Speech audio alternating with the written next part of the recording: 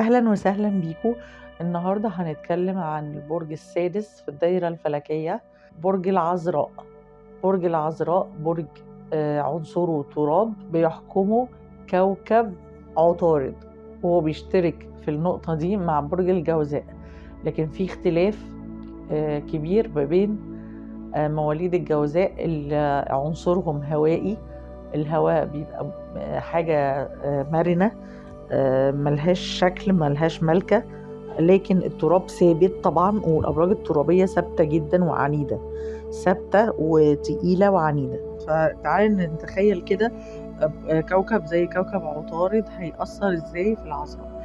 لو قلنا ان الجوزاء هو كان مأثر فيهم اكتر من ناحية الذكاء وسرعة البديهة والعلاقات، يعني ان هم ازاي بيعرفوا يبقوا كاريزماتيك كده ويكسبوا الناس والعلاقات والتفاوض ومهارات التفاوض والكلام ده. يأثر في برج العذراء ازاي في مواليد برج العذراء؟ اولا برج العذراء يعتبر، لو اتكلمنا عن البيوت، فهو البيت السادس اللي هو يعني بيتحكم في الموضوع بتاع الصحة ده. فهو برج العذراء دايما دايما، ودي حاجة كل الناس اجتمعوا عليها، آه بتحسي ان مواليد برج العذراء بيميلوا للحاجات الصحية جدا، موسوسين جدا جدا في النظافة، بيهتموا جدا بكل يعني حاجات بسيطة قوي ممكن ناس كتير قوي ما تبقاش مركزة فيها بيركزوا فيها. بيحافظوا على صحتهم، وعندهم وسواس على صحتهم بشكل كبير. فهم برج العذراء اكتر برج موسوس على صحته، بيحب ياكل حاجات هيلثي، وبيفكر بطريقة ازاي يحافظ على صحته اطول وقت ممكن. طيب تأثير عطارد ايه عليه؟ عطارد كوكب التفكير. برج العذراء مفكر جيد جدا، برضو من اذكى الابراج. تفكيره مرتب ومنطقي جدا وذكي، وعندهم بصراحة بعض من الدهاء. يعني برج العذراء، مواليد العذراء عندهم جزء من الدهاء شوية، يعني مكر الثعلب كده شوية. هو موجود في مواليد برج العذراء، دي حقيقة، يعني بسبب تأثير كوكب عطارد عليهم.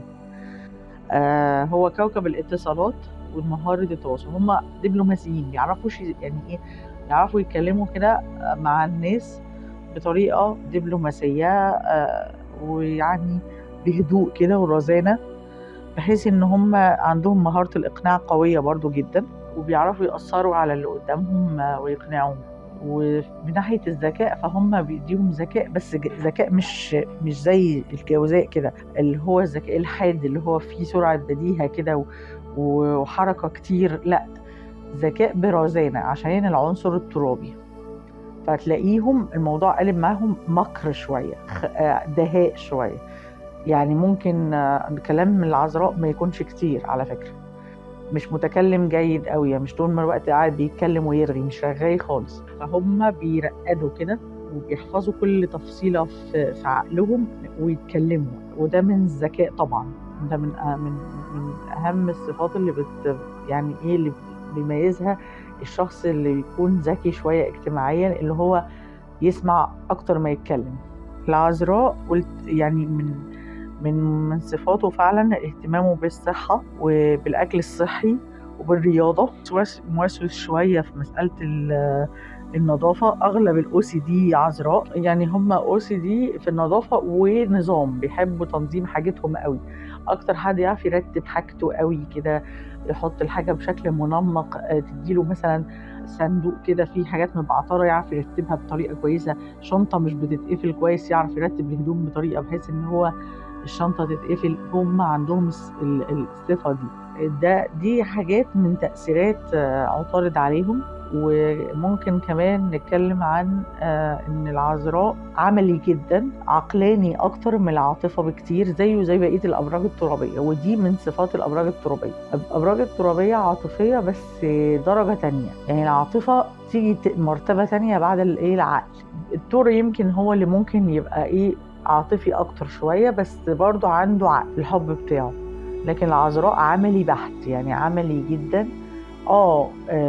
لو ما بيحب بصدق جدا جدا، وعنده رومانسية خفية كده بيحبش يظهرها، بيحب الرومانسية جدا بس خافي، يعني الموضوع خافي جواه داخلي، لكن اللي ظاهر لكل الناس ان هو شخص عملي منظم مرتب، يعني عقلاني منطقي كده. من عيوب بقى نتكلم عن عيوب العذراء. عيوب العذراء وممكن تكون بالنسبة لناس تانية هي ميزة. هم صيادين أخطاء درجة أولى، يعني ليه هم ممكن تكون ميزة في إنك شغل نوع مثلا شغل زي كواليتي كنترول، الشغل زي ضابط المباحث أو أي حاجة، هيعرف إزاي يمسك الخطأ فيها بسرعة، هيبرع فيها، لأن هم عينيهم برضو زي الكاميرا بتلقط. عين العذراء بتلقط الديفو قبل ما تلقط الميزة. يعني لو في ديفو في الملابس مثلا يقدر ياخد باله بسرعة جدا.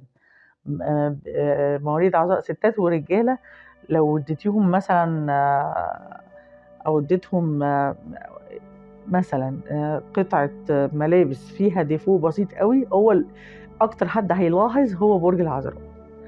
فعشان كده برج العذراء صياد اخطاء، ناقد، ودي اوحش بقى صفة عنده، ناقد لاذع في الغضب. لسانه بيكون عامل زي المبرد، يعني بجد كلام العذراء في الغضب او في الزعل مش انفعالي قد ما هو جارح جدا، بيعرف ازاي يوجع اللي قدامه. لان هو صفاته اساسيا ان هو بيعجبوش حاجة، بيحب الكمال، بيبحث دايما عن الكمال، فالكمال ده لله وحده. فدايما عنده شايف في عينه كده ان هو مش راضي، مش مستريح، مش عاجبه حاجة، فبيدور على الكمال. فده بيخليه يبقى ناقد لاذع، فاللي قدامه من كتر النقد بيبتدي يتضايق، يا بيفقد ثقته في نفسه يا بيتضايق وبيبقى عايز يعني يسيب المكان. فهو ده عيب العذراء. العذراء عشان هو برج بيبحث عن الكمال، فهتلاقيه بيشوف العيوب بسهولة جدا، فعنده حتة النقد اللاذع، وفي غضبه لسانه مبرد، يعني لسانه فعلا حد جدا. كمان هو برج العذراء واخد حاجة من اسم البرج نفسه العذراء، هو واخد فعلا الطهارة والنقاء بتاع الفتاة العذراء يعني. واكتر برج فعلا مواليده يقدروا يعيشوا من غير جواز لو عايزين. يعني مش معنى كده ان مواليد العذراء ما بيتجوزوش، بس ممكن مواليد العذراء يقعدوا من غير جواز. هو بيحب الونس، يعني لو هيرتبط او كده هو بيكون بيدور على اللي يفهمه، اللي يونسه، اللي يكمله.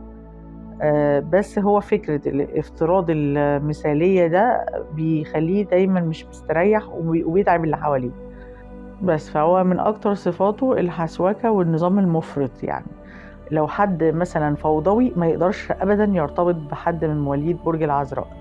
لو حد عفوي وتلقائي وما بيركز، يعني ما بيركزش في كل كلمة بيقولها، مش سهل برضو يرتبط بحد من مواليد برج العذراء. برج العذراء بيحسبها بالمزورة وبيغلط، يعني بيحاول ما يغلطش على قد ما يقدر. فالحد اللي بيبقى عايش هلهلي كده زي ما بيقولوا هلهلي كده، ده ما بينجحش مع مواليد برج العذراء.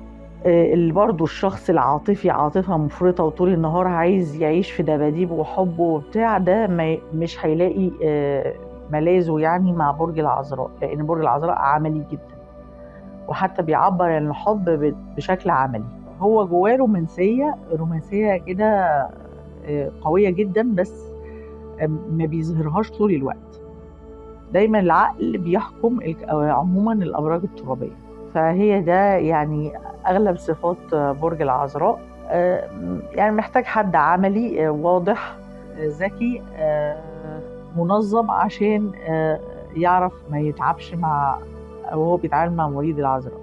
ألقاكم في الحلقة الجاية إن شاء الله، نتكلم عن برج الميزان إن شاء الله. كان معاكم رشا سين.